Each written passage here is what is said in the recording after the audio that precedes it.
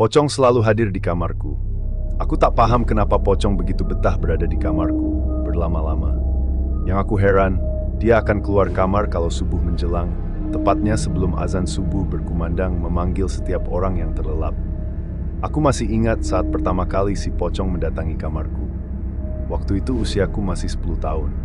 Entah karena aku pernah nonton seri Pocong dari DVD yang dibeli bapak tiriku, atau karena melihat peti jenazah bapakku saat beliau disemayamkan di ruang tengah rumah kami. Semuanya serba kemungkinan, karena keadaan itulah yang kuingat. Si Pocong mengendap-endap masuk ke kamarku. Aku pun heran lagi, kenapa si Pocong mengendap-endap? Seharusnya kan dia melompat karena kakinya masih ketutupan kain kafan yang diikat dengan sehelai kain putih. Pertama kali didatangi, aku begitu ketakutan, hingga tak berani berteriak. Bukan tak berani, suaraku seperti tersekat di kerongkongan, tak mau keluar meski dipaksa. Keringat dingin pun membanjiri tubuhku hingga membasahi sprayku yang bergambar Spider-Man yang sedang mengeluarkan jaring laba-labanya.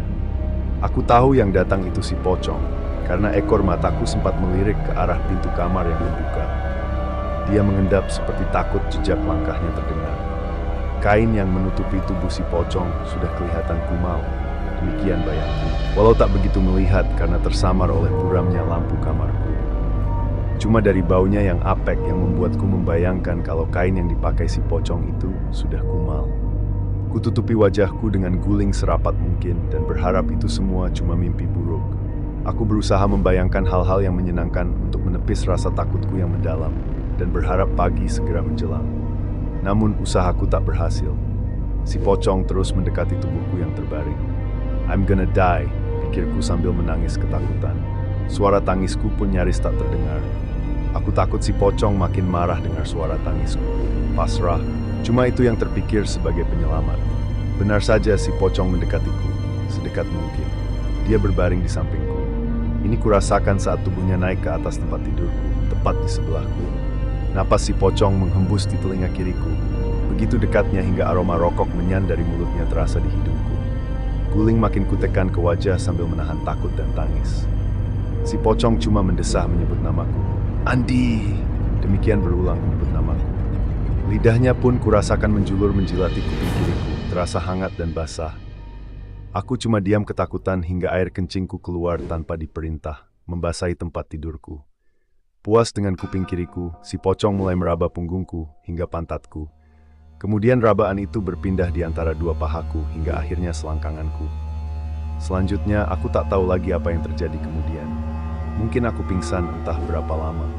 Pagi-pagi yang kurasakan cuma perih di sekitar saluran pembuanganku. Waktu itu aku yakin itu cuma mimpi, meski sering terjadi berulang-ulang hampir setiap malam ketika ibu tak berada di rumah. Paginya aku bercerita pada bapak tiriku yang baik hati.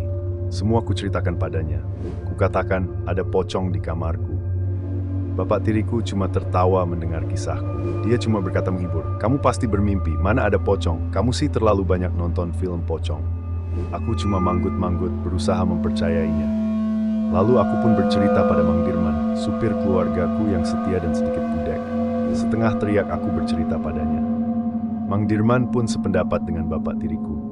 Demikian pula dengan si Laem, pembantu di rumah kami. Dia cuma tertawa dan menganggapku berhalusinasi. Dasar anak-anak bisanya menghayal, katanya sambil meloyor pergi. Andai aku punya abang, kakak, atau adik, pasti aku cerita juga ke mereka. Saat ibu pulang dari seminar pun, aku cerita hal yang sama. Ibu cuma berkata, "Kamu pasti lupa berdoa saat mau tidur." Aku cuma menggelengkan kepala. Lagian, manalah si ibu mau percaya. Ibu selalu tak berada di rumah, sibuk seminar dan ngurusin bisnis MLM-nya. Demikianlah seterusnya. Kejadian itu kembali berulang, terus berulang hingga usiaku menginjak 17 tahun. Perih di saluran pembuanganku masih terasa. Rasa takut pun menjadi temanku di setiap malam. Tapi ini tak bisa berlangsung terus. Aku harus mengakhirinya. Si Pocong harus diberi pelajaran.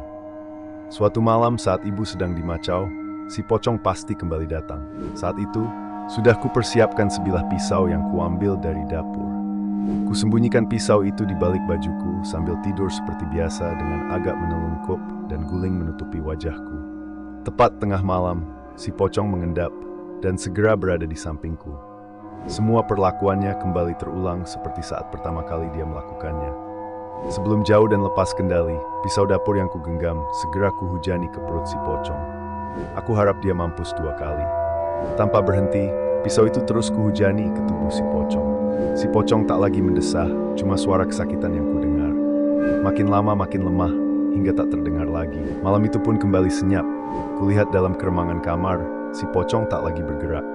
Pisau pun aku lempar begitu saja dan kembali tidur ke posisi semula. Aku berharap pagi besok si pocong sudah menghilang dan tak berani kembali lagi. Paginya cahaya matahari sudah mengetuk jendela kamarku. Cahayanya menyelimuti kamarku, terang sekali jadinya. Aku pun duduk dan merenggangkan tangan dan tubuhku. Ada perasaan lega dan penuh kemenangan. Saat menoleh ke samping, aku kaget setengah mati. Kulihat sosok bapak tiriku yang sudah bersimbah darah.